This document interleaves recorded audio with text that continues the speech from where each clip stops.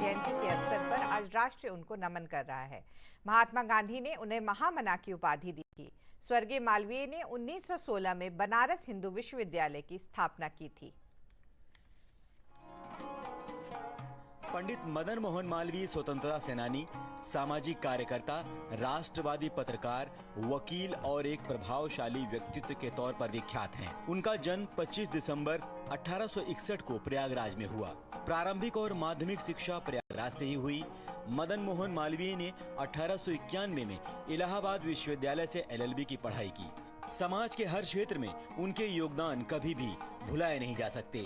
मदन मोहन मालवीय के अतुलनीय कार्यों के कारण ही महात्मा गांधी ने महामना और डॉक्टर S राधाकृष्णन ने उन्हें कर्मयोगी की उपाधि दी थी। महामना के सामाजिक क्षेत्र में योगदान की बात करें तो उन्होंने हिंदू मुस्लिम एकता के लिए काफी काम किया। 1916 के लखनऊ समझौते का विरोध किया, जिसमें मुसलमानों के लिए अलग निर्वाचन क्षेत्र का प्रावधान था।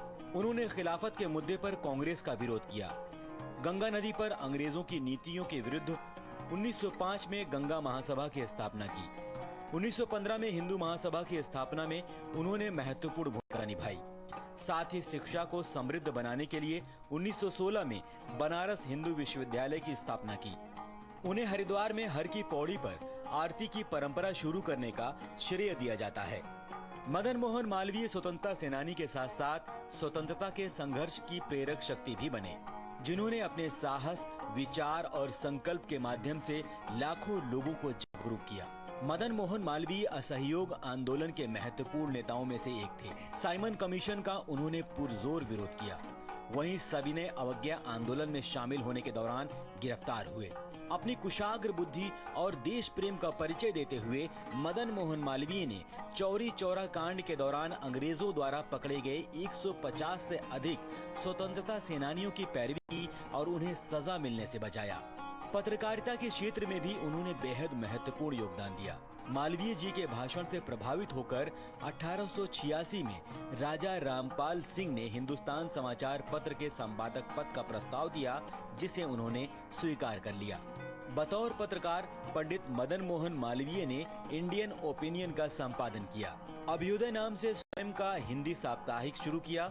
अंग्रेजों की प्रेस पर अंकुश लगाने के लिए बनाए गए 1908 के समाचार पत्र अधिनियम और 1910 के भारतीय प्रेस अधिनियम का जमकर विरोध किया।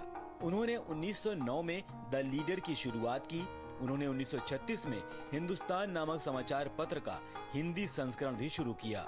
राष्ट्रीय संस्कृति के वाहक और स्वतंत्रता सेनानी मदन मोहन मालवीय का 84 वर्ष की आयु में 12 नवंबर 1986 को प्रयागराज में निधन हो गया। 24 दिसंबर 2014 को उन्हें मरणोपरांत भारत के सर्वोच्च नागरिक सम्मान भारत रत्न से सम्मानित किया गया। पंडित मदन मोहन मालवीय एक समर्पित स्वतंत्रता सेनानी और एक उत्कृष्ट इंसान थे। पंडित मदन मोहन मालवीय कई लोगों के प्रेरणा सूत्र बने रहेंगे। Bureau report, DD news.